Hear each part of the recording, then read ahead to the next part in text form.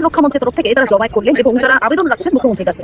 কারণ ইতিমধ্যে সরকারের তরফ থেকে সিদ্ধান্ত নেওয়া হয়েছে পুরুষদের জন্য নয়, মহিলাদের জন্য 33% ছাড় দেওয়া হবে সরকারি চাকরির ক্ষেত্রে, এবং তারই প্রতিবাদ জানাচ্ছেন বাংলার বহু যুবক। তাকে সঙ্গে রয়েছেন পুরুষ অধিকার কর্মীরা, তারাও রয়েছেন। কি বলছেন তারা, শুনবো তাদের মুখ থেকে। সরকারি যে সিদ্ধান্ত 33% মহিলাদের জন্য সংরক্ষণ, এই বিষয়ে আপনারা প্রতিবাদ জানাচ্ছেন এবং প্রতিবাদ করবো না, আবেদন করছি সরকারের কাছে। প্রতিবাদের কিছু নেই, সরকারি পলিসি ওয়েলফেয়ার স্টেট যে কোনো কিছু বলতে পারেন, প্রতিবাদ জানাবার কোনো জায়গা নেই। আমরা সরকারের কাছে একটু আবেদন রাখতে চাই, বিচার বিবেচনা করতে বলি। কারণ আজও মধ্যবিত্ত নিম্ন মধ্যবিত্ত বাড়িতে পুরুষ মানুষ এখন মহিলাদের সরকারি চাকরি তো একটা বড় ব্যাপার। তো সেখানে যদি এতটা স্কোপ কমে যায়, কারণ আমরা জেনারেলের মধ্যে মহিলারা ঢুকবেন, এই ছেলেগুলো খুব ডিপ্রাইভ মনে করছে, নিজেদেরকে ডিপ্রেস হয়ে যাচ্ছে, তাহলে আমাদের পরীক্ষা দিয়ে করবেন, পড়াশোনা করে তাহলে তো আমাদের এখানে কিছু হবে না। আমার শুনলেনি তো আপনারা কে বলছিলেন। তো সেইখানটা জায়গা আমরা একটা মুখ্যমন্ত্রীকে যেহেতু ওনাকে দেখে ভরসা যাবে, তো ওনার কাছে মনে হয় যে একটু বিচার বিবেচনা করলে হয়তো উনি শুনবেন। তাই ওনার কাছে আমরা চিঠি দেবো, আবেদন করবো। যে কোনো কিছু পুরুষ মানুষ সংক্রান্ত হলে আমার তো ডাক করবেই। তো আজকে দেখে ভালো লাগছে যে এত বছরের আন্দোলনের এই যে অল্প বেশি ছেলেরাও বসে যেসব কথা বলছেন এবং মায়েরাও এসেছেন, ভালো লাগছে। অন্তত কোথাও একটু হলেও পৌঁছানো গেছে যেখানে পুরুষ মানুষকে নিয়ে একটু ভাবনা চিন্তা হচ্ছে।